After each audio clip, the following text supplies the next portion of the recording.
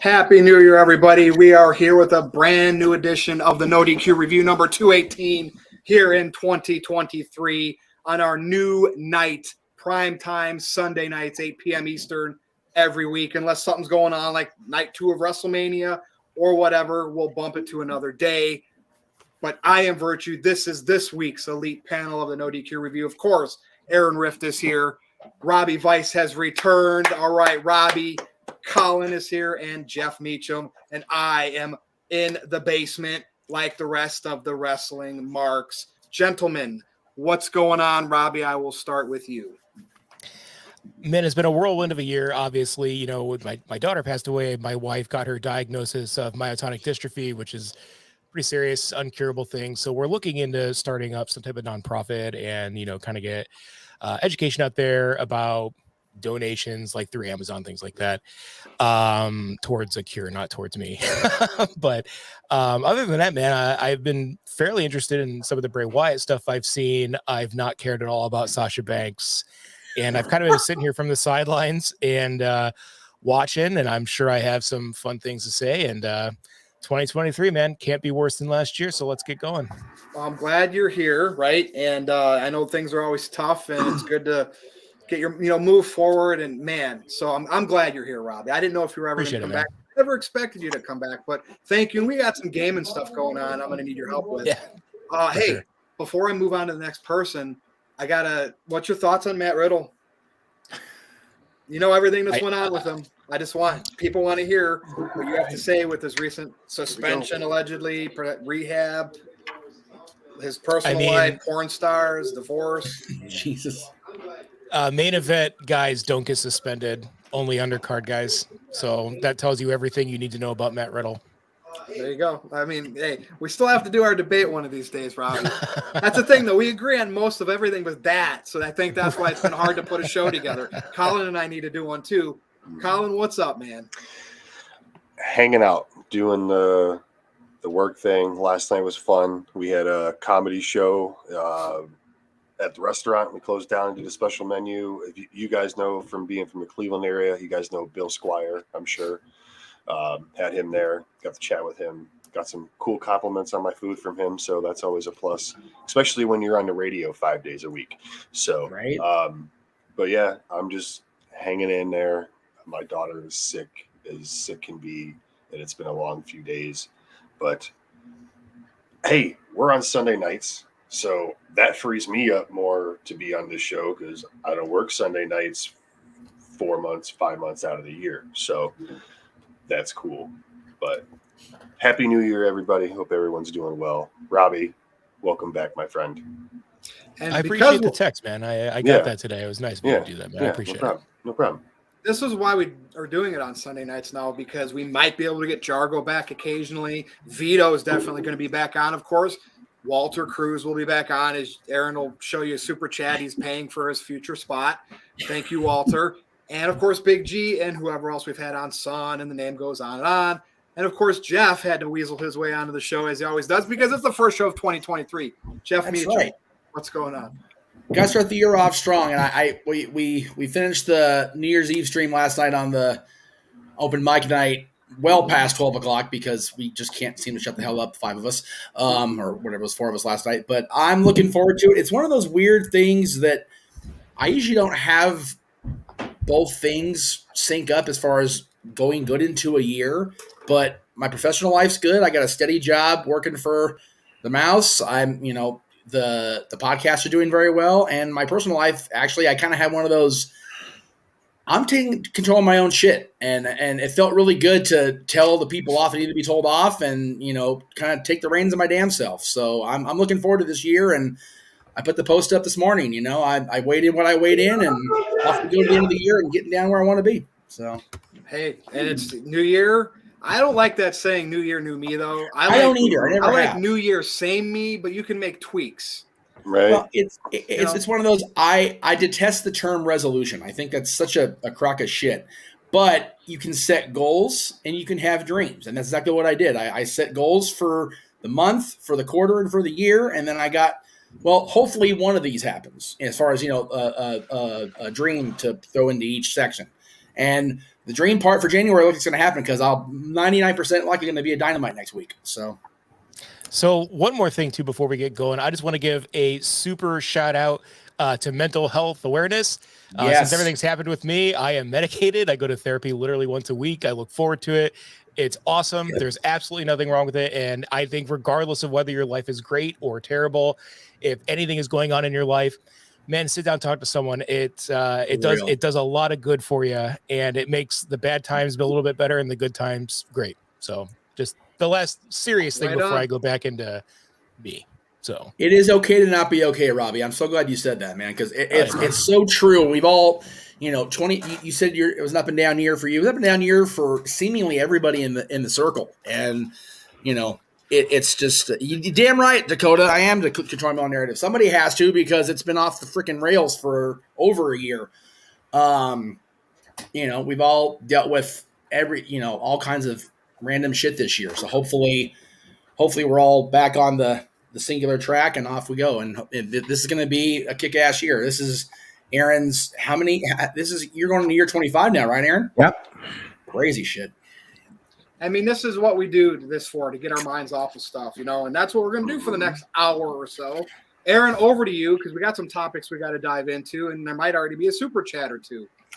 Yes, I'm looking forward to tonight's video. It's a new year, sort of a new era for the NoDQ review. It'll still be much like before with the discussion, but we are on the new night, and I'm very happy to have Robbie and Colin back with us. And like you said, Virtue, hopefully we get Vito and Jargo on in the upcoming weeks. Looking forward to the panels. We might have some new people coming on soon, so stay tuned. And I'm looking forward to the topics. 2023 looks to be a promising year in wrestling, and 2022 was a very eventful year, very newsworthy year. 2023 could possibly top it. I'm looking forward to some of the potential stories that will be brewing in the coming months. We got Royal Rumble, Wrestlemania season coming up. This is one of the best times of the year to do these videos because there are so many things we can speculate on and fantasy book and discuss. So I'm ready to get to it. But before we do that, Walter Cruz, like Virtue said, buying his future spot. No, we love him. He's on next week. He could send $0 and he'll still have a spot. Walter Cruz sent in a $20 super chat, which is very generous. First one of the new year. So Walter, you were the first super chat of the year. And cheers to you, my friend. He says, welcome to the first NoDQ review of the year. Like, share this video, say yes to NoDQ, feel merchy, and of course, hashtag stick to my shtick. Happy New Year, everyone. At the end of the video, each of you make one bold prediction for 2023. All right, we'll do that. Wait, we got one more super chat from Darren G. He sent in a $9.99 super chat. Thank you for that, Darren. I appreciate it. He says, let's go, Team NoDQ. Awesome panel. Excited for the new night.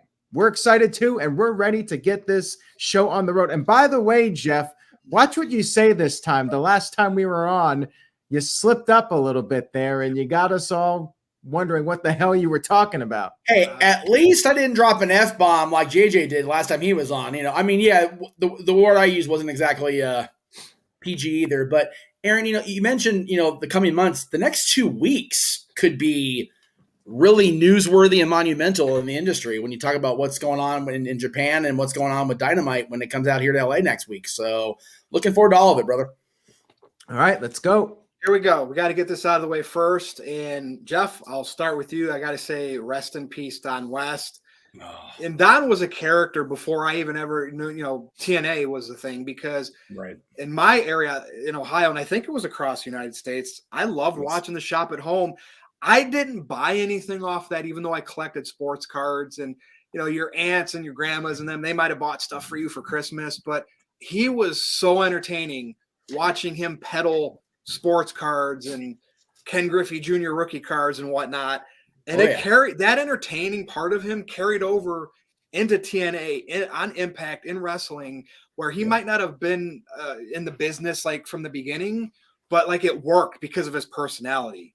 I'm going to miss him. And I remember going to a live event when Impact actually did stuff in I don't know, 09 or 2010, and he was running the merch booth. It was at a fairgrounds. There was probably 2,000 people there, and I was just standing watching him push that merchandise, and it was just something to behold. Jeff, because he was the head of their merchandise in TNA. Right. Don was one of the very few people that when we took our Team No DQ trip to Turning Point in 2004, Don almost went out of his way to be nice and to be welcoming of the team to the event, to the Impact Zone at Universal, to the after party at Fridays. He was so just genuinely nice. And it was early on in all of our broadcast careers, if you want to call it that.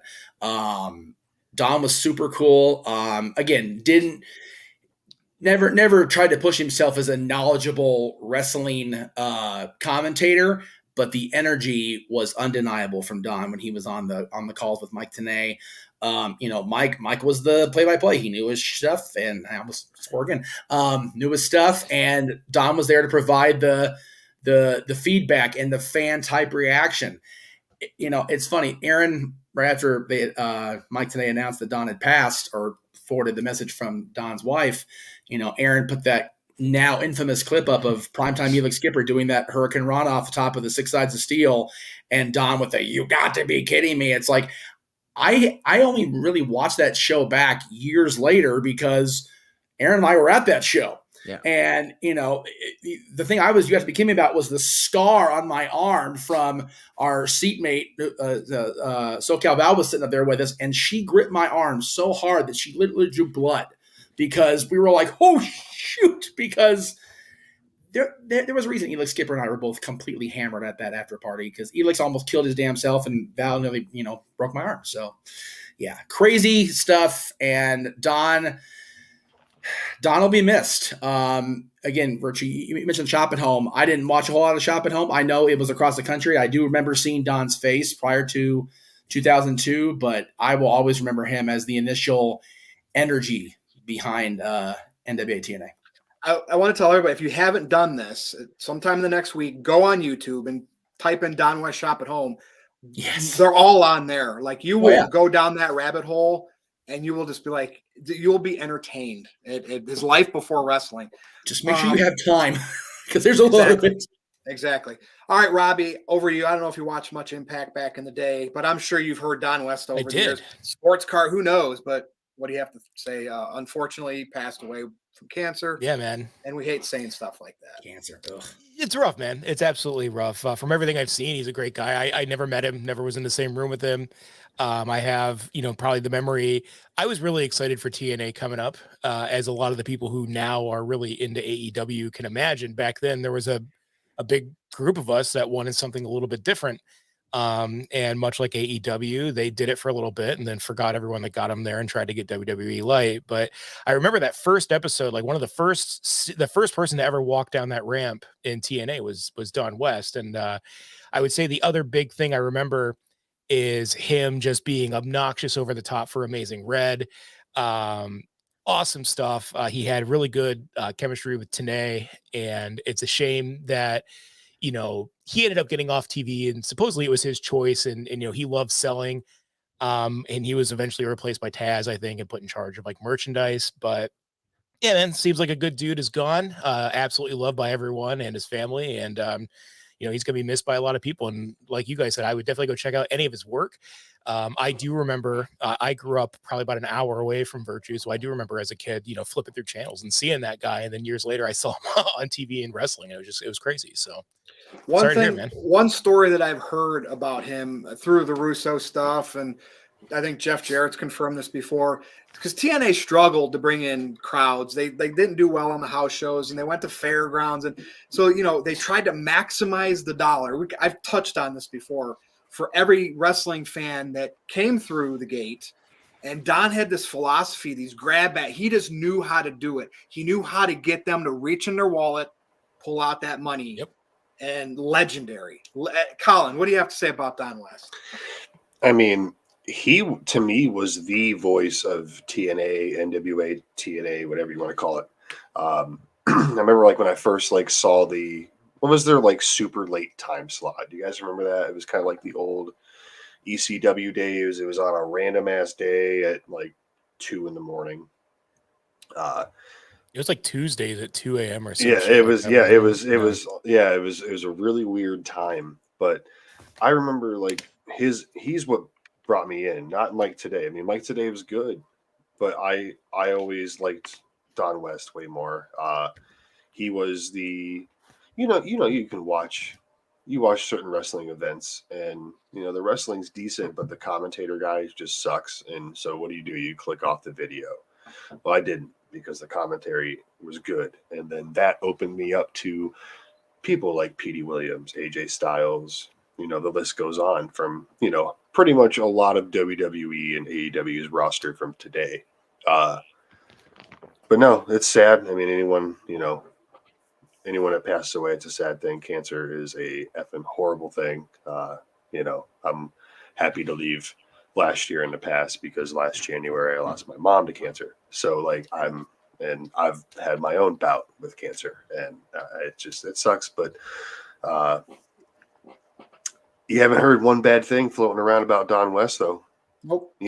People pass away and they're like, "Oh man, he was a real crappy person. He did this, this, and this." It's been a little bit of time, and there hasn't been one bad thing said. So that says a lot about. They announced it in WWE TV, which I was a little surprised with, because he never in any capacity was affiliated with them. But so I think that goes to show you how great he was. I mean, honestly, he was probably, to me, the greatest commentator to not work for WWE.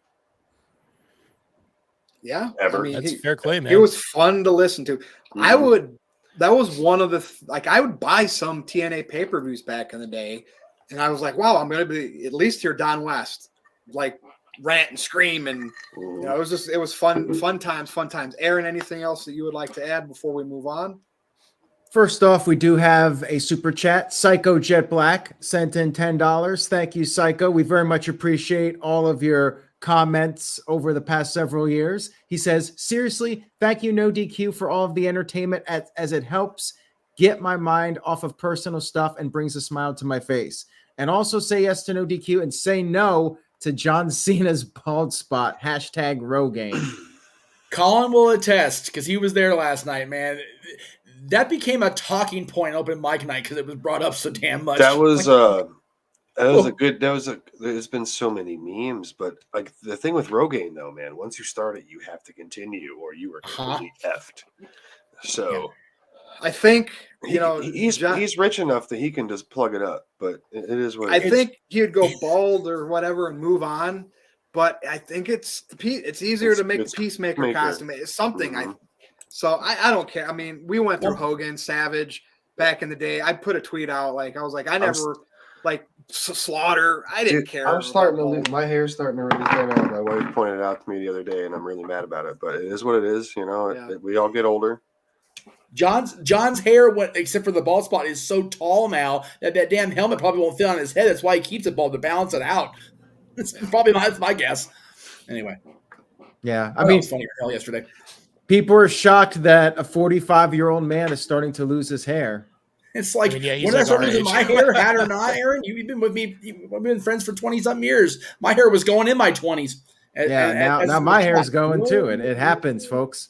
Yep. Anyway, it is what it is. Anyways, all set. Don West was a character for sure. Oh yeah. I'm not going to say he was my favorite announcer because he wasn't. I do think that sometimes he was a bit over the top, but that was part of his appeal too. And I will say this. I would rather have a commentator show passion and energy than the other way around. I want to be able to feel some excitement when I'm watching the television shows. He wasn't everybody's cup of tea with his style, but he was a hell of a salesman. He made you convinced that what you were watching was something special. And ultimately, that is what the job calls for.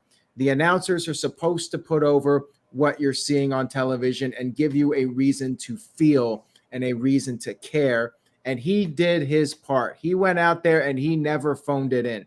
He went out there and he had that energy every single show, whether it was one of the weekly NWA TNA pay-per-views, with only 1,000 people at the Nashville Fairgrounds, or if it was a pay-per-view, peak TNA 2008, 2009, 5,000, 6,000 people in the building, regardless of the venue or the period, he always put in the best performance possible and brought that energy that very few can match. You have guys like Mauro Ranallo and guys today like Pat McAfee that have that energy. But when I think of somebody that just went out there and really was animated and acted like he gave a damn, Don West was that guy. So he will very much be missed, and he had some great calls. That turning point spot was the first thing that came to mind. Him just screaming, "You've got to be kidding." Like it was iconic, an iconic call for sure. I mean, I remember that on Shop at Home. That, you know, he'd pull out like the best card in the lot of junk cards he was selling, and he would say stuff like that. Rest in peace. Yeah, for sure. Don And West. Caleb Jacobs sent in a $10.86 super chat. So thank you for that, Caleb. Much appreciated. Says, Don West was the reason I watched TNA back in the day. His chemistry with Mike Tenay was fire. Or what is that emoji? Bomb. Fireworks, close enough. Yeah. Fireworks. Bomb. Oh. Good. Well, bomb, there you go. Yeah, bomb. Yeah, there we go. Yeah, I they don't know, man. definitely I'm like had a 22, chemistry I don't know. together. And I'm trying to figure it out too. It's all right.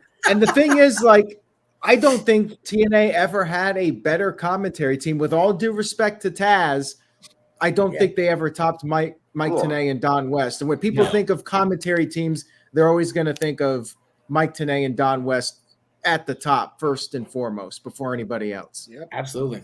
Mhm. Yep. All right, we're caught So up. we got now. that out of the way. Again, rest in peace, Don West. Next topic. Ronda Rousey is no longer the SmackDown Women's Champion. And at the end of the year, the last WWE live show of the year, Charlotte Flair returns and wins yet again. And she was wearing, something really revealing. Like, what Charlotte are we going to get? Is this going to be a fan favorite, Charlotte Flair? And how many times has she been champion now? This is number what? 14. According to WWE, it's 14. 14. Robbie Vice. Charlotte Flair is back, and she's already a champion. What do you have to say? Great.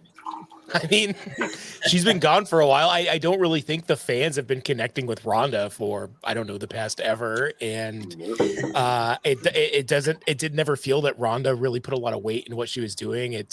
I would say the first time that she was here, I think Ronda was into it and some stuff happened. And then she kind of went the Bill Goldberg route of just kind of getting a payday. Look, I know there's probably a lot of people upset that Charlotte just shows up and wins, but I mean, when she's been gone for as long as she's been gone and she just shows up and wins a title, I think it's a statement. Obviously, they want to get her close to that Ric Flair championship mark. That's going to be probably her gimmick over the next couple of years as she nears retirement, is the will she or won't she break her dad's record and when and against who. So it kind of gives her a little bit of a refreshing thing. I hope they go with a babyface route, and I hope that Ashley Flair can pull it off. I think historically she's had a little bit of a problem connecting with people in that front because she's such a good heel. But hey, man, I think it was time for Ronda to be done, and I'm happy to see Charlotte. I'm looking forward to see what happens with it. Well said. And, Charlotte's been one of those over the years. Anytime she's pushed to the top, which is pretty much all the time when she's there and she's working. And I'm like, yep, she's the female Roman Reigns. That's what they want. She's put, and you got to like it. And guess what, people? She's back. And the people that don't like her, you got to deal with her. I love it. I love it. I know you love it. But here's the question, though, is people want to say things about it, but Charlotte Flair may be the biggest female professional wrestler in the world when it comes to status and prestige and things like that. We want to talk about Sasha Banks possibly going to AEW or something like that. She's still not as big a deal as Charlotte Flair. And it has nothing to do with anything other than the fact that, is it nepotism? Probably, but Charlotte Flair's got a mystique. She's got an aura about her, and she doesn't get hurt every time she wrestles. And if someone throws her on a table, she goes through it. So I think those are positive things. Yeah, I agree. Colin, what do you think here with good old Charlotte back in the mix and champion? I mean, she was gone like 280 some days. So, I mean, Ronda's return has straight shit the bed. I was just going to say that exact phrase. Like it is absolutely horrible. She's not into it. She doesn't care. The worst thing they did was give that woman a microphone because Jesus Christ, she could not talk.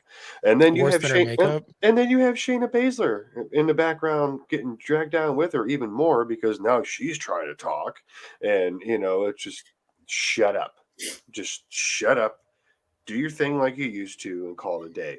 I'm glad Charlotte's back. But a little fun fact about Charlotte: 2014 NXT Women's Champion, 2015 the NXT Women's Champion and Divas Champion, 2016 Divas and Raw Women's Champion, 2017 Raw and SmackDown Women's Champion, 2018 SmackDown Women's Champion, 2019 SmackDown Women's Champion, 2020 NXT and WWE Women's Tag Champions, SmackDown, Raw, and Women's Tag Team Champions in 2021, SmackDown, and now in 2022, and now guess what? Again, SmackDown Women's Champions. So she's had 10 years in a row of championships she's held. Good for her. I think she's really going to be the fan favorite girl because she's doing the whole I'm home in the crowd, and I don't know, just she was gone a while. Hopefully her hubby can get out of Tony Khan's greedy little gross paws here soon and come back and be relevant, because he's floating away like a turd in a shit bowl over in AEW. Because Happy New Year. Happy New Year. We're live, folks. I'm here. So yeah, good for her, because Ronda just needs to go away again, or maybe go to NXT and figure out her developmental more, because she's terrible, absolutely terrible. It's good to have Charlotte back heading into It Royal is. Rumble season, WrestleMania season, even if she's already the champion, because you have 2 nights to fill a WrestleMania. You need multiple women's matches. You got a superstar back. Jeff Meechum, what do you think here with Charlotte? People have, gone on my podcast and when I've been on here and, very heavily criticized my adoration for Charlotte Flair. There has been no bigger women's wrestling star at least in this country, than Charlotte Flair since Trish Stratus retired all those years ago. And Trish still pops up every once in a while too. So there is that. People are going to talk about, Sasha Banks and if she's going to be on Wednesday's show in Japan, if she's going to be at Dynamite when we're there next week. Honestly, I'd be excited to see Mercedes walk out, but I am stoked that Charlotte's back. Colin, you made a great point about Ronda. Her entire run with the WWE since Survivor Series 2018 has shit the bed. Aaron and I were there to watch that completely fall apart at her feet because she couldn't handle the rejection from her hometown crowd, let alone the rest of the WWE universe. It's been one misstep after another with her. And yeah, for the love of God, get the microphone as far away from her and Shayna as freaking possible. Good grief. Charlotte can talk. She's got that Flair gift of gab. So let her do all the promo things, please, and have her be an attraction. And I know that sounds, cliche or whatever, but Charlotte defending the championship on the big shows and coming out there to on SmackDown or whatever show she's on at the time and, promoting whatever match is going to be coming up for her. That's the way to go. Don't have her wrestle every week because people will get sick of her. Oh God, Charlotte's champion again. We're going to deal with her every week. It's like, you know what? Yeah, you are. But just because you're going to see her every week doesn't mean you're going to get to see her wrestle every week. That's what they need to do. They need to make her an attraction piece. That way people won't get so overdone with her already, because that's her being back is going to be key to, especially the SmackDown Women's division, but the entire WWE Women's roster now has to re-step up their game. 14 I have a quick time. question, a little bit of a hijack here about Sasha or Mercedes or whatever you want to say. Who does everyone think that she'll be wrestling at 9:30 every week, 2 weeks from now? Right. Jamie Exactly. Hayter? Okay. I don't know. Exactly. Yeah. No, No I one mean, cares. they're heavily promoting that tag match with Saraya against Britt and Jamie. So we'll see if she's the That's a mystery partner. fragile But yeah, tag team. I would be Injury-wise, that is a fragile, terrifying thing to hit your women's division to. right. God, it's legit. When you think about why Saraya was shelled for so long, who was she in the ring with when that happened? Now, I know. if AEW gets Sasha, gets Mercedes, they do have a money match. Like if she ends up befriending Saraya first and then turns on her because she's the one that The grudge injured match. her, they could really play into that feud. But Yes. after that, and that's WWE, right? Tony Khan will be presenting former I was gonna WWE say, product right there. But there's money in that. There's legit unlimited money because I can't say limited because it's not really limited into Revolution early March.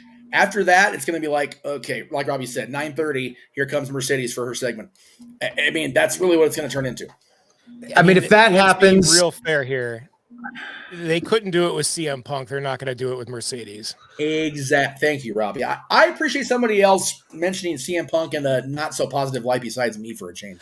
I mean, now let's not go too far. I like CM Punk, and I think he was in the right in that whole thing that went down.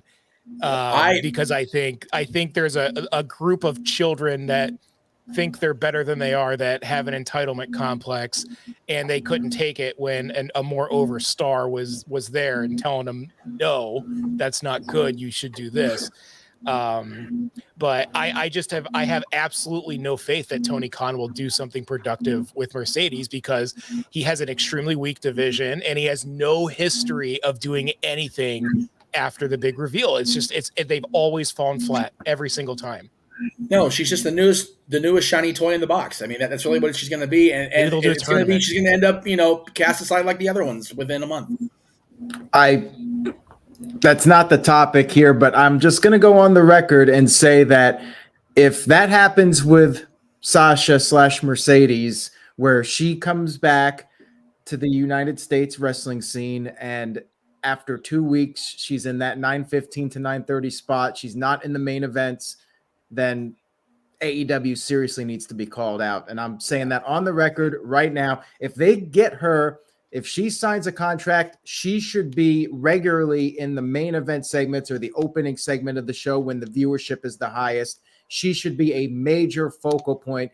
She should be the one that should put the women's division up on a new level in AEW. Well, Aaron, you said a couple Hogan weeks. Baker decides not though. Right. Aaron, you said a couple weeks. I'm more than likely going to Dynamite on the 11th when she may or may not debut. And I actually asked for that day off. I also asked for the days off that they're going to be in San Francisco leading into the pay-per-view. So we'll see where her star power is by my birthday, March 1st. If she's in that slot, then we'll know. And we can definitely I'll gladly go up there to the Cow Palace and railroad them in person about it, because that would be complete bull crap if they actually did that to her.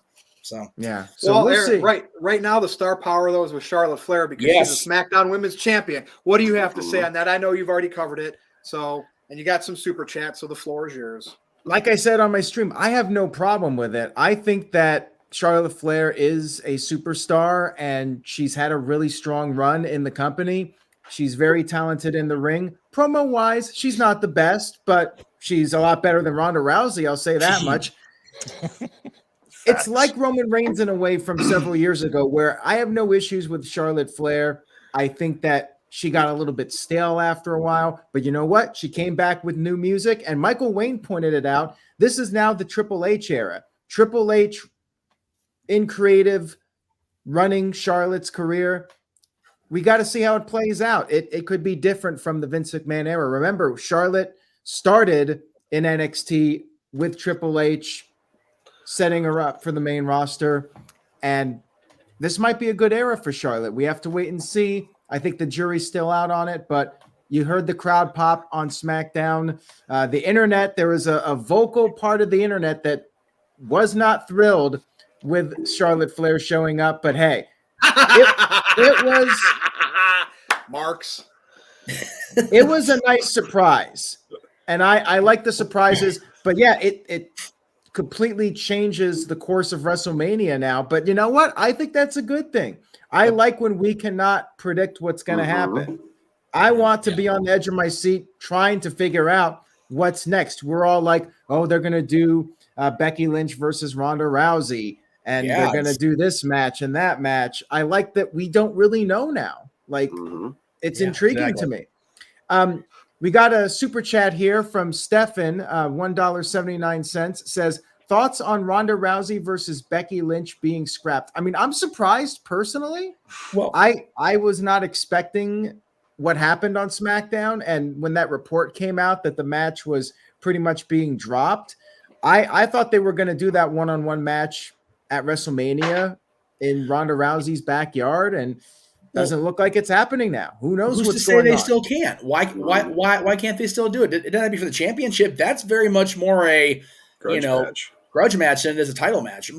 We've been talking for over a year about Roman versus Rock, and we're going to talk about that later. Doesn't need the title. I don't think Ronda and Becky, other than Ronda's continual downslide as far as her career, right now in her run, I don't think that feud program, whatever, needs a championship attached to it at this point. But Jeff, the moles told the dirt sheets that it was scrapped. Well, clearly, if the dirt sheets say it's scrapped, then we're just going to go ahead and not worry about it when it comes to Hollywood. I'm just going to put it out of my mind in case they do get to go. I can't wait till the WrestleMania card starts shaping up and WWE tells us what they're going to put on. And sure, we're all observant. We can guess half the matches or more, I'm sure. But let's just see what they say. And Dakota Scorpio makes a good point in there. Triple H was the one, along with he who used to be in charge of talent relations before he, got the side scraps,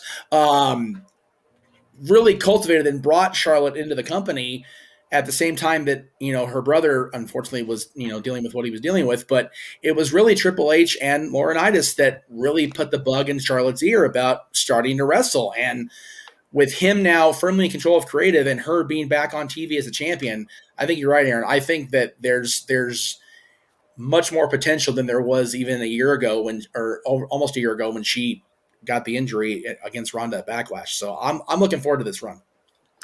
By the way, real quick, a few comments in the chat room. No, I'm not going to the Portland AEW show because I live in Michigan, quite a distance. And I'm also not going to AEW in Northern California because I'm in Michigan. I'm going, hopefully. So, Jeff is still in California. He might be there. We'll see. Yes, I am 99% going to the show at the Forum, very likely going to the Cow Palace shows. Now, if SummerSlam is in Detroit, I might just go to that one. And I might come out there for that if it does. So we'll see.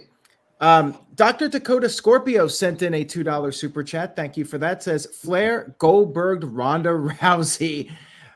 Yeah, it was interesting, but keep in mind she wrestled a grueling match against Raquel. That was not an easy win for her.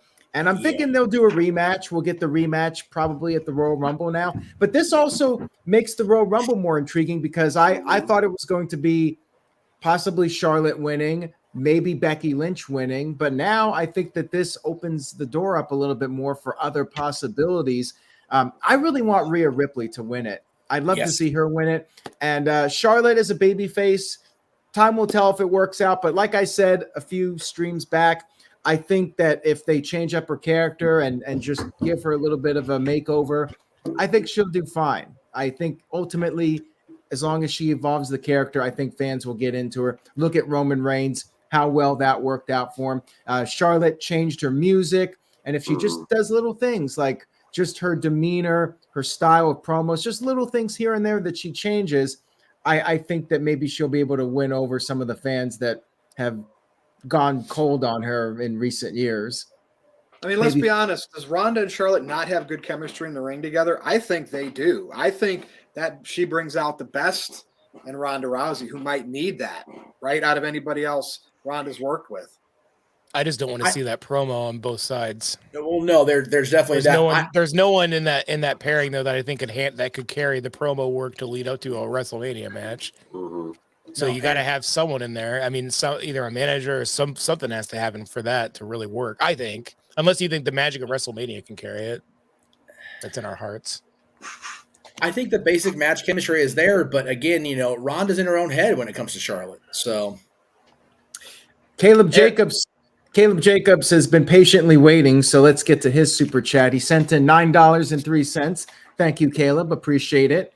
I do star every single super chat, so they will be read. I will get to all of them. Just bear with us if you can, because we do get carried away, and sometimes we tend to go off into other topics, like talking about Sasha Banks. Caleb says, no worries. Why not make Ronda and Shayna the WWE Women's Tag Team Champions? The only title Ronda hasn't had, or make her the NXT Women's Champion. I seem to remember Ronda herself saying she did not want a title. Maybe that's the deal here. Maybe she just felt like she did not want to be the champion. She just wants to go out there and have fun and do the house shows. But I like that idea a lot personally. Like, why? This is one criticism of Triple H, I will say. Why not have more tag teams? Like, there's 3 tag teams, if that, in the entire main roster. Right. Find Call some up Toxic Attraction. Start some new tag teams. Find someone that can work the mic for them, pair them up, and let them kick ass. I agree. And Caleb sent in another $10 super chat. So thank you very much for that, Caleb. I really do appreciate it. He says, I left a second super chat. I want to see a singles match at WrestleMania between Ronda Rousey and Becky Lynch. As do I. I was looking forward to it, even if it was a predictable Rumble ending with Becky Lynch potentially winning it. I still would like to see the one-on-one match. I think they do have the unfinished business, but maybe WWE feels that it's gone cold now and there's no heat there. I don't know what the reasoning is, but maybe we'll get some more information coming up in a few weeks or months regarding what's going on with Ronda Rousey. And like Virtue said, maybe they're still doing it. Maybe this is all to throw off the internet and make you think it's not happening, and they are making plans for it. I mean, we'll just have to wait and see. And Walter Cruz sent in a $2 super chat. Thank you, Walter. Says rematch should be Ronda Rousey versus Charlotte Flair in a submission match. Lions Den. They did it in the Backlash. That was the one that Charlotte got hurt. I like Colin's suggestion. Say that again, Colin? Lions Den. Hell yeah. Fight pit. Whatever twist you want to put on it. Yeah, we haven't had a women's fight pit match yet. I would be down for that. In there. That would be the only thing that Ronda would have the advantage going in, because it's her environment. Mm-hmm. I like it. I think that's a great idea. And yeah, for the longest time, Ronda has really needed somebody to talk for her. Like, it's been terrible. Man, people are roasting her so bad on Twitter about that promo on SmackDown.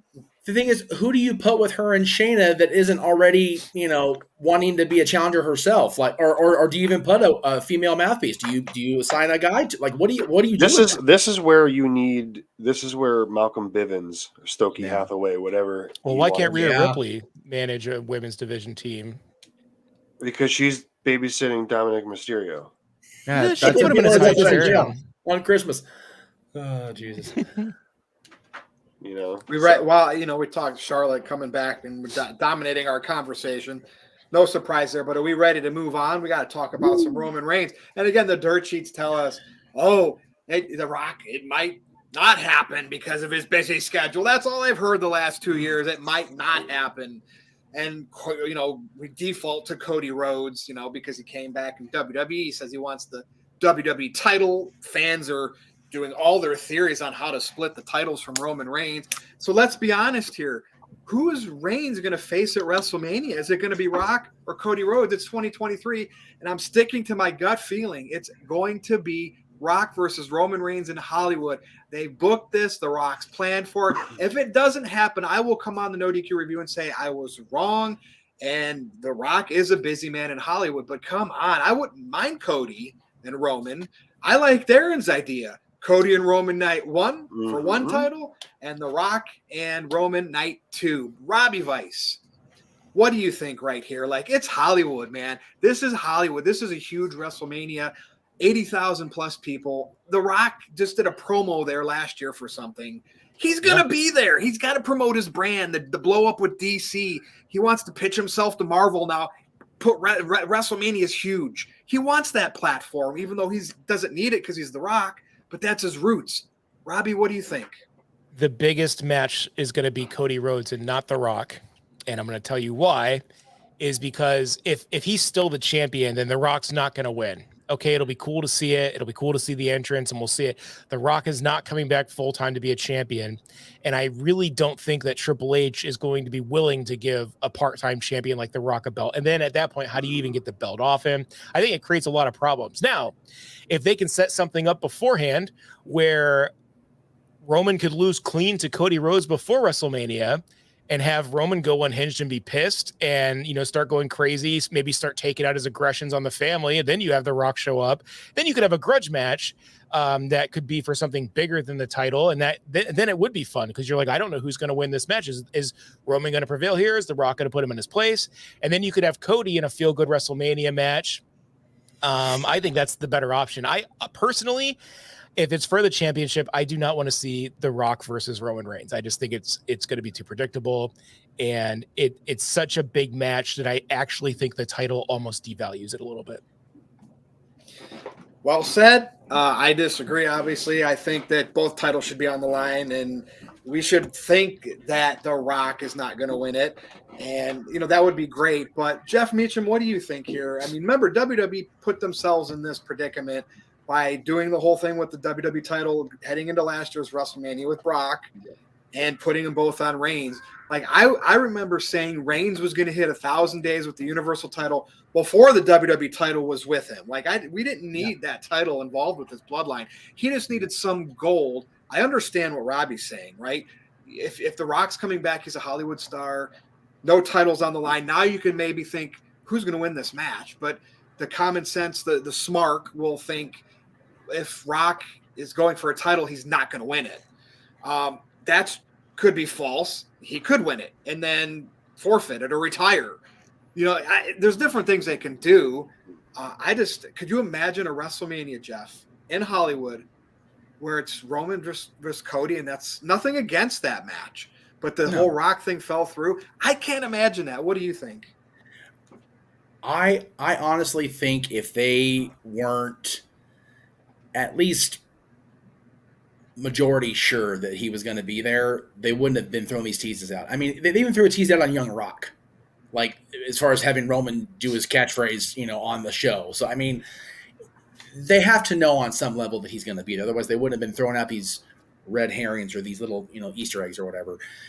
I can't envision it not being Rock and Roman. I also stand by what I've said and what we've talked about with Aaron over the last couple of years. It doesn't need the championship to be there, involved in the story itself. It's not about the title. It's about the head. It's the title of, the head of the family, the head of the table, whatever you call it, the dominant on Hawaii. And there's been a lot of that family that's come through that company, and I don't think there's been any one bigger star of that family in that company than The Rock. And then Roman Reigns came along and said, hold on a second here. So I don't really care if the title's involved or not. I do want to see Cody fulfill the vow he made when he came out after WrestleMania last year, where he was going to win the championship on a big stage for his father. And, he talked about, Dusty not winning the championship in the Garden, but holding the title up anyway. That's the picture I want to see, is definitely Cody being the champion. I don't necessarily need it at WrestleMania, but it would be a nice bonus. I'm looking forward, whether I'm there in person or, we're doing the coverage on the network, to seeing Rock versus Roman. Jeff. And so do we need Roman? Go ahead.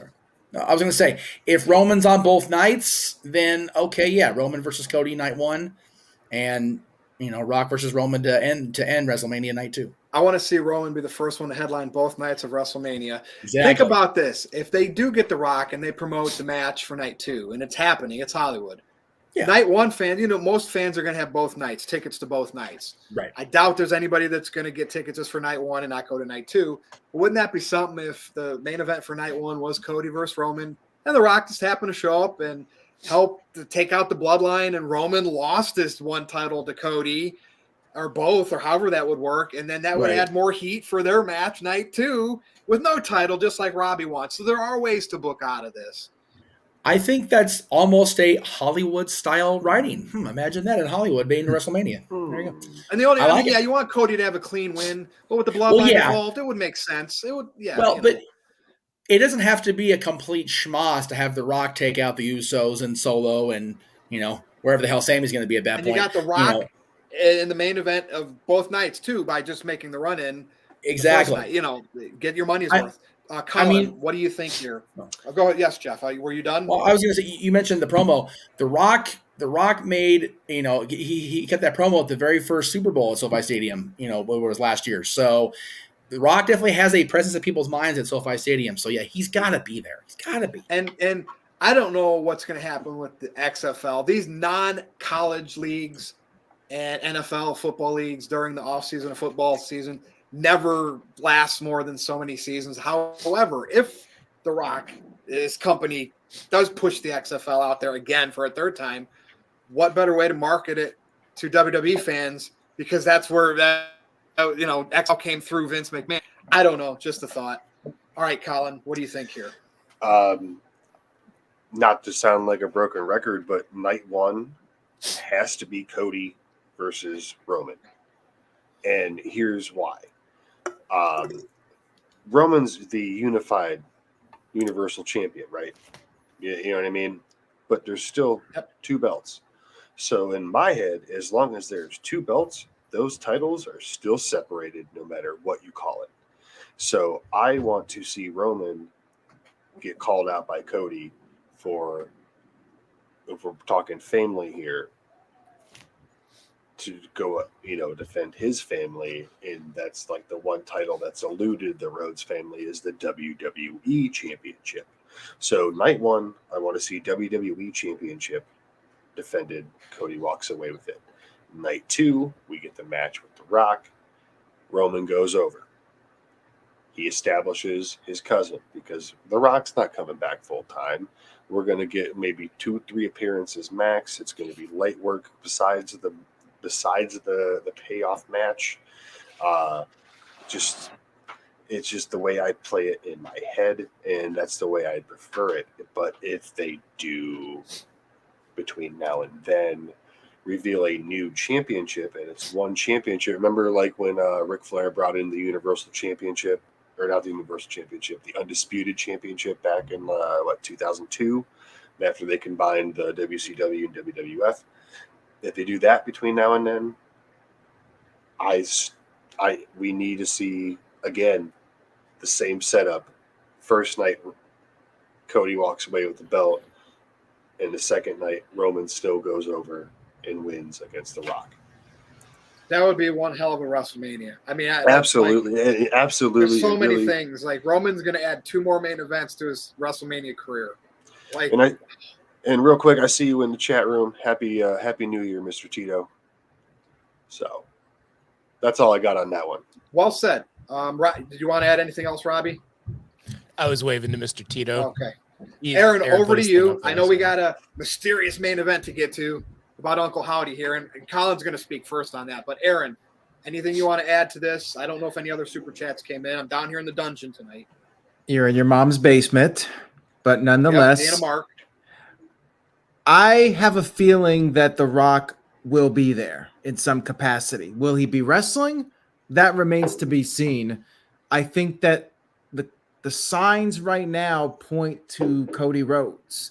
The fact that he went on that Best of Raw episode and teased the idea that he is going to be chasing the WWE title, I feel like that is a clue as to what's coming next.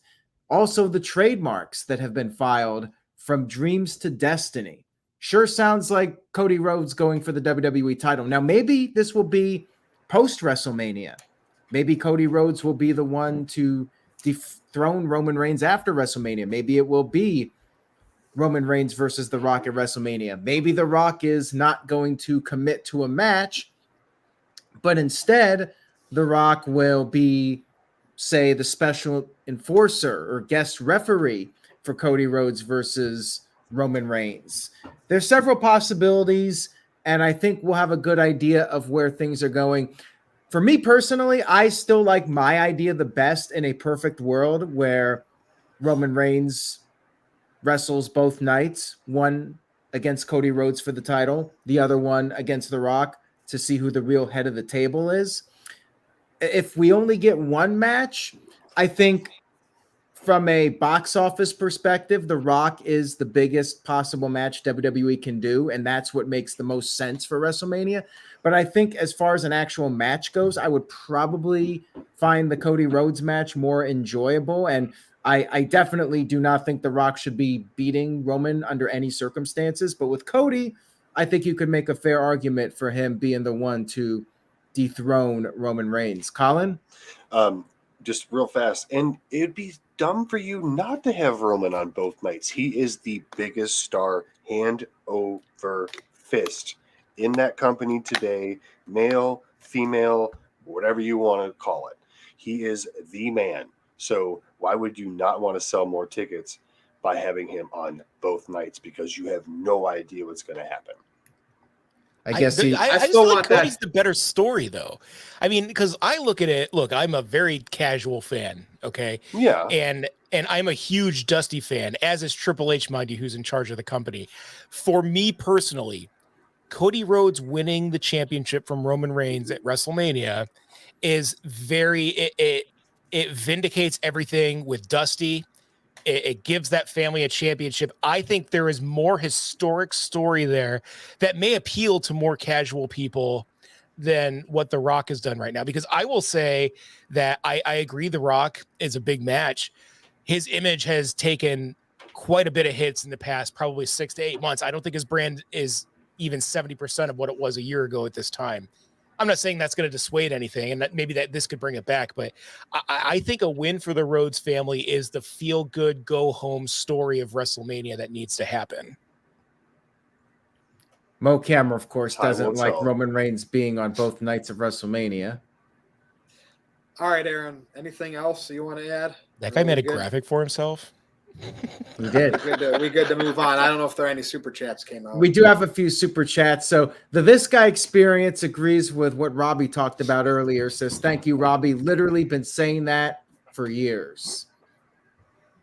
He is in agreement with you. And Walter Cruz sent in a $5 super chat. Thank you very much, Walter. Says, have Cody Rhodes win the chamber match, then Roman Reigns versus The Rock main events night 1, Roman Reigns versus Cody Rhodes main events night 2, and Cody walks away champion. But what about the Rumble? Who wins the Royal Rumble in all this? That's the other question. Like, how does The Rock even get a title match? That's why I thought like it would make sense for Cody Rhodes to win the Rumble, and then The Rock shows up, something happens with Roman Reigns, and Roman Reigns challenges him for night 2 of WrestleMania, no title on the line. Yeah. And it's just about who is the real tribal chief.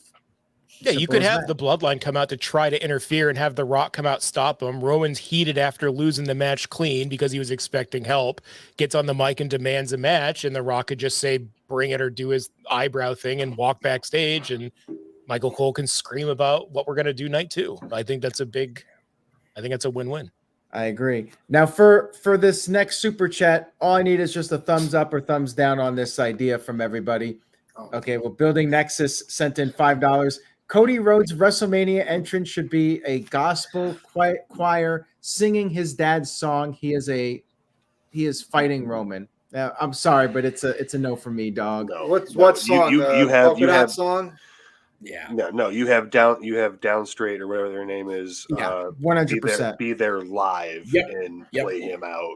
And As long as they have better sound than AEW did. When they did that live at the AEW show, their sound it was terrible. Robbie, and I know they're not a bad live band, man. But as a musician, whoever set that up should be fired. Yes, I'm saying, Cody's Robbie, entrance. Go ahead. the difference between this and AEW is there's not a little cokehead saying, yeah, it sounds good. Like, you know what I mean? Who are you talking But he about? doesn't stop it from I'm talking about Tony Khan, because in the end, he's Cokie like, oh, Khan. yeah. I mean, he likes to drink Coca-Cola, the soft drink, right? Yeah. No, Yes. after snorting lines of cocaine. Yeah. Yes. But like, let's be honest. They're joking. I by the way. swear I've seen this before. They could have, I don't know if it's a choir or if they just play the track that Jim Johnston made. They could do the American Dream Old Dusty Rhodes song just for a few, like into this. A couple bars. And then tribute have the video live even of band come Dusty. out and do Cody's normal whole entrance. They can pull that off and get the nostalgia. That's really going to be up to Cody and whoever's producing that stuff there, that's for them. And again, back to the What are you Wrestling shaking your head cocaine for, Aaron? comment. Are you not a Jim All Johnston opinions, fan? No, Is no, it the no. Are you American not no Dream? reflection of Aaron Are Rift you or not NoDQ.com. entertained Is right that theme song, that American Dream Dusty Rhodes song, not a Jim Johnston song? I'm No, sorry. Aaron was shaking his head at that ridiculous comment about Luther Oh, I Reigns. missed it. Oh, okay. I'm cool if they do that. If they do the Dusty Rhodes thing, there better be. I'd be cool with a choir of people doing the cowbell part. There you go. Oh, it was supposed to that just be would be thumbs up or awesome. thumbs down. That's why. Sorry. That's why. Sorry, Aaron. All right, Aaron. It's all Ready to good. move on? I'm ready for the main event. Okay. Oh, God. We're going to talk about who is Uncle Howdy. Obviously, we've seen this character out there now, even attacking Bray Wyatt. Mhm. And Colin, you wanted to speak first on this. And I don't really have much. Like, I enjoy Bray and all the weird stuff he does. And the more I see the people that hate it, Mr. Tito's of the world, this doesn't belong in wrestling and blah, blah, blah. I want more. I want them to turn their TVs off and be pissed off. But we're talking about who's Uncle Howdy. Colin, you wanted to speak first on this. Yes. So I'm going to let you have the floor. I got notes. So just real Oh, quick. jeez. All right. so Well, get your pillow. Let's take a nap here. No, I'm trying to. I'll get through it quick. Shut up. So the guy who came out the other night was not the same person who came out 2 weeks ago and did this. It's not the same mask. It's not the Taller. same body type. It's nothing. So the person who came out, I believe, 2 weeks ago was Dutch from Ring of Honor. He's 6'4", 284 pounds. His classic standing pose is this. A lot of the people who think there's two people that's up in the air about the man who showed up the other night on SmackDown. So you have to realize he stood side by side. He was wearing to Bray Wyatt. He was wearing some boots. Bray Wyatt's 6'3". I am 6'3". Vincent, the other person who a lot of people think is this Uncle Howdy person, but the person I'm thinking who is there Friday was Uncle Harper, because they had filed trademarks for both them names at the same time. So Dutch, Ring of Honor, 6-man tag team champion with Vincent, with somebody else I can't remember as part as the Righteous. Vincent's 6 foot tall, 190 pounds. That person could have been him, but the hair. If you go back and look at Vincent's career, he's had more of like a dreadlocked type hair. This person's hair was straight. Bo Dallas, he's 6'1", 235 pounds. We haven't seen him in a while, but this was last known stats. So 6'1" to 6'3" with a decent sized boot could equal the height. But I have a little. Not like a wild card. There's the name I'm thinking. I'm thinking this person that showed up on SmackDown as Uncle Harper, hopefully that gets revealed, is Cameron Grimes from NXT. He's been gone for a while. The mannerisms when he was walking down and doing this, I've seen Grimes do this before. So this is who I think this is. This is not Uncle Howdy. This is Uncle Harper. And I think that Uncle Howdy is Bo Dallas. There we go. Well said. Or not Bo Dallas, Dutch. Sorry. And then we're going to get other characters with Bo Dallas and Vincent. And people that don't like the supernatural stuff, WWE's done Undertaker for years, and he ended up being like the most iconic figure in WWE's brand over his whole career and became a WrestleMania attraction during the streak. And I'm not saying Bray's at that level, but what great matches did Undertaker have those first several years? And then it started getting good with the Ministry and all that kind of stuff. And then he went to the Badass, and then all of a sudden back to the Dark Undertaker. Let Bray Wyatt do what he – obviously it works in the world of WWE. All right, Robbie Vice, I'm going to come over to you now. You might not even care about this Uncle Hardy thing. You might just say, Uncle Hardy. There you go. It could be Uncle Matt. Hardy. Oh, no. Don't even put that in the universe. Let's get Uncle Hardy done trending. for All right, you. Robbie, Uncle Howdy. So, I mean, I think, Bo Dallas is probably my number one choice for that. That's something I've been talking about for years since Bray Wyatt and Bo Dallas have been on there. I I think the Uncle Howdy would also be a really cool manager role for Barry Windham. I think seeing him kind of show up again as a kind of ringleader, as he's kind of dressed as, would be awesome, because I'm a huge Barry Windham fan, and that is my number one choice of Uncle Howdy. I know he's like 1,000 years old at this point. Well, go ahead. You saw his medical stuff, right? Yeah. Doesn't mean okay, so it also doesn't mean that he has been there. There's been a lot of masked wrestlers who they swap out with different people week over week to try to hide who they are. So, it doesn't necessarily mean that, the people we see is going to be the final product. Things change all the time. I'm just saying, like, the last I heard on him, he was in really, really rough shape for Bray Wyatt, his real person, Wyndham Rotunda, to go out and make a video about a GoFundMe. Like, that takes a lot, because you know how Wyatt is not like that. So last I knew, he was in very, very bad shape. All the best wishes to him. Sure. But right now, sorry, didn't mean to cut you off, but you're good, man. I didn't know how current you were, because I know you're kind of on and off with stuff. So I have not been on social media in 6 months. So everything I do is based on what I've seen. Sir Robert. Yeah, but my number one choice would always be Barry Windham, just because I'm a huge fan. Apparently he's dying, so maybe that won't happen, but I would definitely say Bo Dallas has to be involved in this somehow.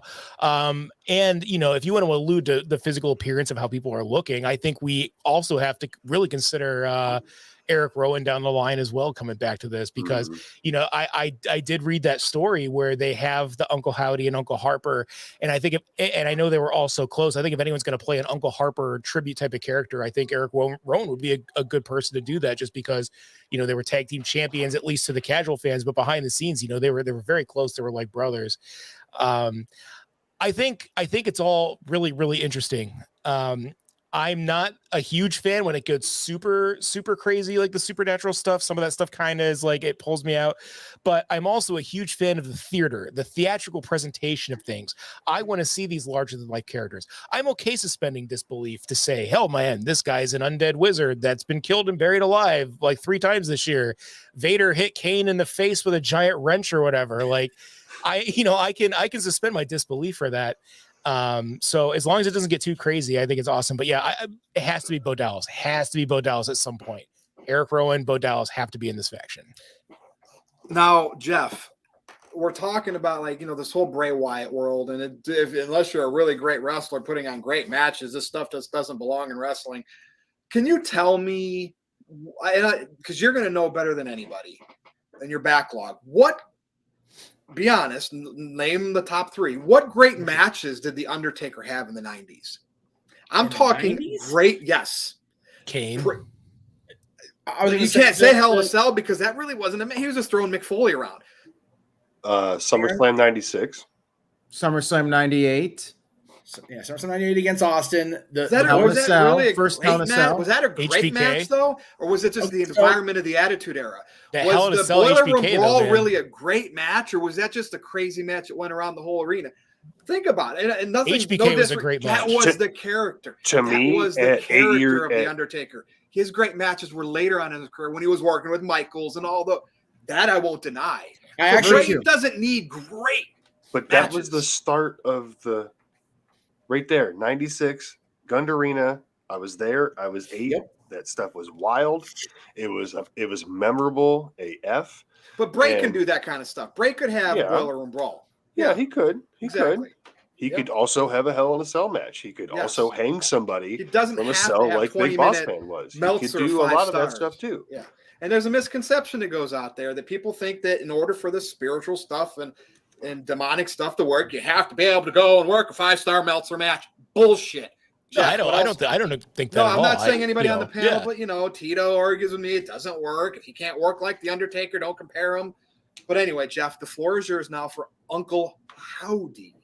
Well, first of all, The Undertaker didn't get a classic Meltzer rating until his resurgence in 2004. Let me just point that out now. Which is irrelevant anyway. Except for the Hell in a Cell match against Shawn Michaels, because that was just classic. But we're not making Meltzer's meaning. It's just we're using that standard. I'm just saying, as far as the great technical masterpieces, Hell in a Cell is anything but that. It still got 5 stars. So where's the scale actually rated, right? Yeah. Anyway, nobody said this that I've heard, so bear with me. What if everybody we've seen in this mask, in this hat, or whatever, is literally just a figment of Bray's imagination, and it all turns out to be Bray Wyatt? Like, I know that sounds really, really in Robbie Vice's way too damn supernatural wheelhouse, but why not? If we can have multiple Undertakers, we can have multiple Doinks, we can have multiple this, why not just have Bray Wyatt having a split personality and be able to project it and beat somebody up? Is it going to be Luke Gallows in a mask again? There you go. Another. Exactly. We've had a bogus Kane. We've had a Undertaker be Brian Lee. We've had 45 people play Doink in the course of one show. Let's not forget Los Conquistadores or whatever their name was. You know what? Edge and Christian, though, were better than freaking Aguilera and with all respect to Chris Daniels. No respect to Aaron Aguilera whatsoever, though. And, how many friggin' stings in one episode of Nitro? If we can have all that shit, why can't we have Bray Wyatt be, all these characters and just us being completely thrown off course? Is Leo Kruger too old to do anything? Because he'd kind of fit in that universe, too. Yeah, or did he do sex stuff? Did he do bad stuff and get, fired? I don't remember. Was that the Rosebud dude? Was that Adam Rose. Okay. Adam Rose. I don't remember him getting – there you go. Uncle Howdy's Mickey Mouse. That's clearly the answer to everything. All right, Jeff. Because, we own everything else anyway, so why not? Why not?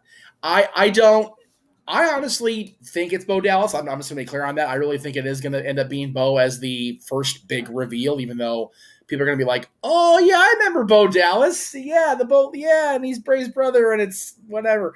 But if you're going to recreate the Wyatt family, yeah, without you don't have Luke passed away, and right. You can bring Redbeard back, but perfect for Bo Dallas, perfect. The Wyatt family had magic because the feud with Cena, the feud with the Shield, it worked, and I don't know, Bo Dallas to me would be a great choice. Bring your family in and give them some work, and maybe Bo didn't have what it took with this whole Bo Leave stuff. Maybe he was more of a comical wrestler. You bring him back in this thing, and here's the thing: do we really have to know it was Bo? Do they ever have to reveal it? Back in the old days, they didn't do that stuff. No, fans want to know, though, who's playing them. It would drive us all fucking nuts, though. Sorry. I'm so sorry. Yeah, I agree. I'm so sorry. It would drive us all nuts. I want it to be Bo, and I don't want him to reveal that. I agree. Finding out Kane was Isaac Yankem, I want us to look at his work and, oh my God, that's definitely Bo, but they keep it revealed. They use a little bit of kayfabe. 100% agree. Just like with Kane, you don't acknowledge that he was Isaac Yankem. I know fans today are like, oh, you're insulting our intelligence. We all know he's Bo Dallas. Who cares? Yeah, let him just be Uncle Harper or Uncle Howdy, whatever the character is going to be, and let him be a whole new character. So Robbie and Colin discussed Uncle Barry. Why not Papa IRS? He was an agent up until hang on before you scoff at me. I'm saying it would be awesome. I'm all for it. Yeah, I said that. I'm not saying I'm cool to see that. Yeah, I'm not saying he comes out and pulls off a Howdy mask and it's literally IRS with the stupid red tie and the suspenders. I'm saying Mike Rotunda, former WWF Tag Team Champion. Why not zombie also. IRS? But I mean IRS would be even funnier. But yeah, IRS up until the pandemic started was an agent for the company. He only got the term back then was furloughed because they were going to bring him back, and they never did bring him back. And Bo would have so much fun going from town to town, doing the boogeyman thing with the cloak over his head and just not being out in public and hiding himself like the old school wrestlers used to do. He'd probably have fun doing that. Seriously, Mike Rotunda is one of those old school guys that would just laugh his ass off throughout this whole process. So why not? Aaron, anyway. Jeff, anything else you want to add before? No, I'm good. I personally think it's going to be Bo, but I agree with Aaron. Don't acknowledge Bo Dallas's existence. Just have him be there anyway, and just be like, just everybody knows it, but nobody says it. I love that. That's great. Over to you, Aaron. All right, Caleb Jacobs has been waiting a very long time for us to answer this, so let me get to it. Thank you, Caleb. I appreciate it. I appreciate your patience. He says, Let Bo Dallas come out as Uncle Howdy and say he no longer Bo leaves and this is his true self. I mean, they could do that, but I don't think it's necessary. Like, just let him be the character. Let him be this new persona. And like I said on Friday night, I'm really enjoying this storyline right now. I'm not a fan of Jeff's idea, with all due respect, because I think this is an opportunity for Bo Dallas to have a second chance at being a major star in WWE. If all of this is just Bray Wyatt, there's nobody else that can really benefit from this current storyline. I like this idea that Bray Wyatt is actually a good guy, but he has this evil persona that's controlling him. And I think it's interesting. Now, as far as what Colin said about these Ring of Honor guys, that's fine too, as long as they're not identified as those Ring of Honor guys. If they're just characters, they're Uncle Harper or Uncle Howdy or Huskus. I mean, remember there was this rumor about all these different characters, like a Wyatt Six. Well, we saw that. We kind of saw that when he showed back up. You know, we saw, I'm just going to say it, Joe Gacy playing the pig. Sorry, that was Joe Gacy all day from NXT. But I could see that. I could see that all day. I mean, you have a solid idea there. But Bo Dallas, yes, he needs the rebrand as a character, but he did have a decent run. He was NXT champ for a long time, Raw Tag Champ, FCW 3-time champ, and 2-time FCW Tag Champ with his brother. So they don't have to acknowledge that he was Bo Dallas. No, you don't. You can even have wrestlers be like, "I knew you. What happened to you?" and never like say the name or do anything. No, you don't that, have to do that. But when Isaac Yankem DDS was, when Kane was that character, what did he do? He had 2 good matches with Bret Hart because Bret carried him the whole time, or he had no championship reigns under his belt. It's just a little bit different for me, but I agree. I want to see him just come back as a new character, and people don't bring it up as Bo Dallas. Yes, I know the fans, the Twitter sphere, all that stuff is going to be like Bo Dallas is Uncle Harper, or Uncle Howdy, or whoever he might be. But again, let the kid run because he's talented. He is talented. And just so everyone knows, Bray he loves the horror movie genre. Mm-hmm. If you've ever watched the movie The Exorcist, there's an Uncle Howdy mentioned in that movie. And I love just Bray pulling things from historical horror movies and stuff like that and just making his own thing from them. And that because, he's a fan of the genre. I didn't know if people knew that, but go watch The Exorcist and listen for the term Uncle Howdy. We do have a few more super chats here. Building Nexus sent in $2 and says, "How does Alexa Bliss get involved?" I don't think she gets involved. I think maybe this tease is just a way to turn her heel. She still has the trauma from what happened with Bray Wyatt, and it's causing her to go to a dark place again. And that's the storyline. She's not actually involved with it. It's just her past is causing her to snap and become a heel again, become a villain again. So I don't necessarily think that Alexa Bliss is going to be involved in this storyline. And I'm thinking Barry Windham is not involved. He's dealing with some real life health issues. People are speculating on that. I don't think Barry Windham's getting involved. I don't think Mike Rotundo is getting involved.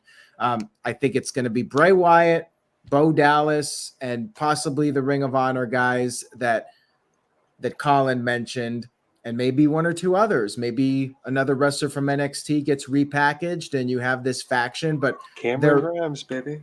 But I kind of like the idea that they're all not necessarily united. Like Bray Wyatt has these other characters that are pulling the strings and screwing with his mind and causing him to do bad things. I think it's an interesting, intriguing storyline, and I'm curious to see where it goes.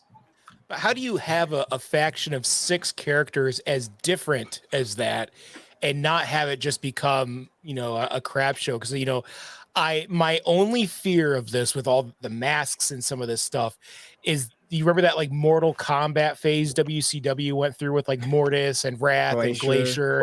And they really tried to do something like that and it just didn't work.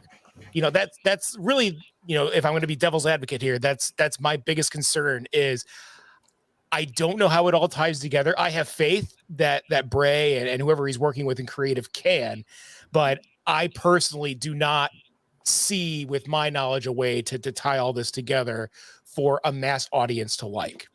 I may like it. I just, I have a little bit of concern with that. Yeah, and I do fear it's going to become too over the top if they do that with all these different supernatural side storylines and whatnot. So I am a little concerned about it, but the stuff they've been doing so far, I have found very enjoyable. Yeah. And by the way, I do not think Randy Orton is getting involved in this. I don't think he's Uncle Howdy. And there was another comment here I wanted to address. Aaron, I wanted to mention something. Let's not forget that either. Yeah, I've heard people like, I don't know if it was Jim Cornette, his co-host, and some fans on Twitter say like this Bray Wyatt stuff is pulling LA Knight down. And I'm looking at it, I'm like, do you realize when Vince McMahon was in charge what LA Knight was doing? Yeah. Maximum male models. Okay? Right. He's fantastic. Happy to be out there with Bray Wyatt and the lineage of Rotunda family. And this is he's happy now to have this platform for the LA Knight character. Okay. So I think Jim Cornette was one. He just doesn't like, like Tito, right? They all follow flocks of sheep flock together. They don't like the supernatural stuff. They just want the good wrestling matches. But sometimes there's people out there that like it, and it's proven in the history of wrestling. We got the Bloodline. You got your Seth Rollins. You don't need everything to be about matches. Bray Wyatt fits the mold for something different on a television show, and his cast of characters are exactly that. And one last Virtue, thing. how do you prevent this from becoming like Dungeon of Doom cartoonish, though? Good point. Well, you just hope, and the current people in charge, we're going to put the pressure on Triple H here, letting Bray Wyatt be part of the creative. You just hope that they don't do it the wrong way. And so far, I haven't seen anything. We've seen it work. I haven't seen anything now other than it dragging out, but that's kind of what television is supposed to do. And this is playing out on Fox. They're creating episodic television on Fox. We saw it with Undertaker, Kane, Mideon, Viscera, the acolytes, when they were doing that, the APA or whatever. It can work. I'm just, like I said, I have reservations on it. I agree with you, Robbie. Last thing I wanted to say, there was comments about the Fiend. I think the Fiend is gone. That is dead. Vince McMahon killed the Fiend. Yep. Bray knows. It's a dead concept. They're doing something new and exciting. We don't need the Fiend back, Jeff. Aaron, you introduced a new category in the year-end awards this year for Talker of the Year. LA Knight placed 4th, and he only finished behind Roman, MJF, and Paul Heyman. How often did you do promos on television this year? Not during the Bray Wyatt stuff. Yep. He's doing fantastic. We know it wasn't the maximum. Bray Wyatt. It wasn't the maximum male models lines he was doing that was putting him at number 4. No, sure shit wasn't that stuff that put him at number 4. Ahead of Punk, by the way. Ahead of Bray Wyatt in the voting, by the way. So. Yep. Yeah, LA Knight's been great. Anything else, Aaron? Super chats? That's all I got. I think he's getting this opportunity. We're caught up, and I'm looking forward to what's next in this storyline for sure. All right. Let's go around and do our plugs. Another great review in the first one of 2023 and on our new schedule on Sunday nights. Robbie, I'm going to come to you first. Welcome back. Anything you want to say in closing? Yep. Just want to say once again that everybody needs help sometimes. Go talk to some people, talk to some counselors, get on some medication. There's absolutely nothing wrong with it. I hopefully am going to start some type of either nonprofit or something for myotonic dystrophy for my wife. And I am not on any social media anymore. So you will not find me anywhere. So if you want to talk to me, too bad. If you need his personal number, I'll sell it to you. That's true. Just inbox me. I mean, just kidding. That's fair. All right, welcome back, Robbie. And we're going to be doing this every Sunday night at 8 p.m. and you're more than welcome on anytime you want. Sundays at 8 are a good time for me. So. Yes. Colin, welcome back. I know you're going to be here more often now. This is great news. Go ahead. You on mute? My bad. NoDQ, Colin Andrew. You can follow me on Twitter, as you see in front of you. Man, I got to get you some new graphics. This is old. Robbie, good to see you, my man. Much And whatever Virtue's selling it for, I'll do it for 10% cheaper. Just Oh wow. holler at me for PayPal or Cash App. I'm just By- kidding. I'm just By the kidding. way, we forgot to do our bold predictions. Like one bold prediction for 2023. Anybody have a good one? Yes. Anybody want to go big or go home? Virtue, what do you got?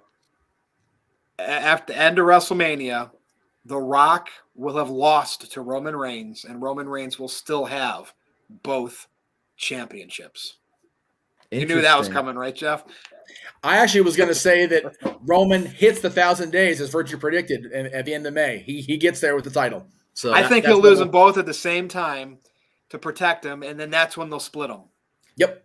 Here's a bold prediction. Sasha Banks will be the main event of an AEW pay-per-view. The final match of an AEW pay-per-view. That is bold. I call it bold because I don't think it's going to happen. But Right. I think if she signs, I think it's a fair a fair call to put her in the main event. If she signs, she should be. Doesn't mean she will be. Anything else, Robbie? Oh yeah. Go ahead, Colin. I will raise you, Aaron, and Sasha for CM Punk in a main event of a WWE match in 2023. That's exactly what I was going to say, Colin. I said I would say in Honorable mention 2023. I would say in 2023 you will see CM Punk on WWE television, not even just a pay-per-view. I think you'll see him on WWE television. Yep. Could be a big year for WWE. All right, Colin, did you finish your plug? Yeah, just follow me on Twitter. Make sure to get your NoDQ merch. Feel merchy. Buy some stuff. Rep the brand. You know what I'm saying? So see you next time. Good to have you on. Of course, over to you, Jeff. Of course. Lots of stuff coming up this week alone. Top left is JJ's stuff over on the Custody Studios channel. Talk Wrestling is back. Whether it's live or not will be determined by the Mouska Mafia. And then 2 shows this week as far as watch-alongs. Noah Foster, God bless him, is calling both shows. He's going to be calling Wrestle Kingdom live as it happens. The Talk Wrestling graphic in the corner for Wrestle Kingdom is not accurate because I screwed up on my timing because Jeff can't count. Buy that T-shirt somewhere on Teespring. And then Battle of the Belts he'll be covering as well on Friday night, the 6th. So check us out over at the Jeff Meechum Multiverse of Media, which I still silly to say that. But anyway, check it out. We'll be on all week. Tito mentioned earlier this should be the regular panel every week, us 5. So I know not everybody can make it, but it's nice to hear, frenemies say that about much appreciated from Tito. I will not be here next week because I will be, at 8 o'clock Eastern. I will be in the middle of my shift at Disneyland, so I won't be here next week. I know. Do it from Disney. We can get Mickey Mouse cameo. All right, I know you can't do that. There you go. Let's take let's take an hour and a half break and a 6-hour shift. There's a good idea. Aaron, over to you. It was a pleasure, everybody, and I'm thinking this will not be the last time it's this fivesome as the panel, so stay tuned, and whatever panel we have, it'll be interesting, and I'm looking forward to the rest of 2023. This was a great first live stream. We had a very nice turnout tonight, so thank you all for tuning in to the NoDQ Review Live, and thank you to everybody watching on demand. I am now doing shorts on NoDQ social media, including YouTube, where I'm doing short 1-minute videos. I finally joined TikTok, so NoDQ DOTCOM on all social media outlets, including TikTok. I got the videos up there, and I'll probably be uploading videos to TikTok first. So if you want first dibs on the videos, go over there to TikTok and follow me. And then you can also follow Big G and watch him putting little graphics above his head. Like if I was the first follower. I was the first follower. I have to acknowledge you. I acknowledge Colin Andrew. Thank you for being the first follower. You beat my wife. You not literally beat her. Whoa! Pull to Jeff Meechum. Hey, I was a gentleman. Damn it! You were. You were first. I put my money on Caitlyn in that fight. Oh, for sure. Good answer, Colin. We've met in person. I know.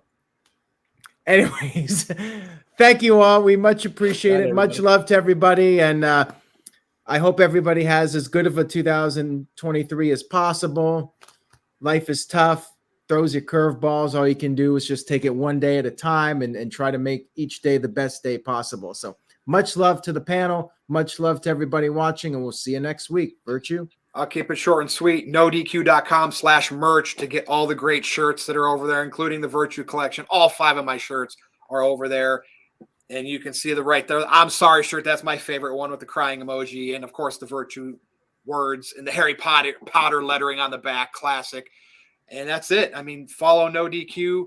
What's your Twitter again? At NoDQ, DOTCOM. Yes, and Twitter. Psychojet Black sent in a $2 super chat. Says, does Jeff Meechum still want to eat Aaron's dad? What I think he's full. Yeah, it was Holiday food was too rich for me. That's why I'm back on the program. It was a botch last week. But anyway, most of my activity is right there on Twitter. I don't like the TikTok and Instagram and whatever. So you see at NoDQ_Virtue. That's it. We're going to wrap it up on this New Year's. Of course, for Aaron Rift, the return of Robbie Vice, Colin Andrew, and Jeff Meechum. I'm Virtue. Good night, everybody.